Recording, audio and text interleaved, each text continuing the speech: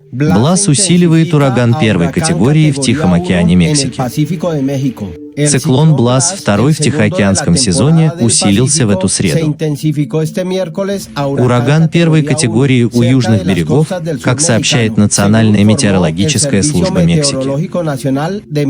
Блас, который во вторник превратился в тропический шторм, превратился в ураган в 10 по местному времени по Гринвичу в среду. С его центром в 345 километрах к югу от порта Лазаро-Карденас, Мичоакан, и в 485 километрах к юго-юго-востоку от Мансанилья, Колима.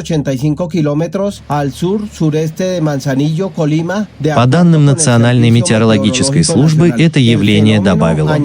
Организм поддерживает максимальный устойчивый ветер 120 км в час, порывы 150 км в час и движется на запад, северо-запад со скоростью 7 км в час.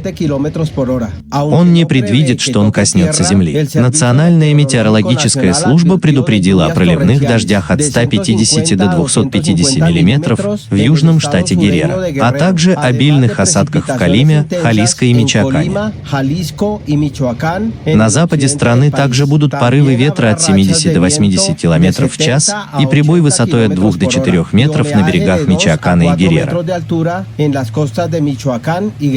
Агентство также оценило порывы от 50 до 60 км в час с прибоем от 1 до 2 метров на побережье Колима, Халиско и Оахака. В сочетании с прогнозом сильных дождей в Центральной Мексике, осадки, вызванные этой тропической системой, могут увеличить уровень рек и ручьев и вызвать переполнение и наводнение. Поэтому население призвано следить за предупреждениями, говорится в бюллетене Национальной метеорологической службы.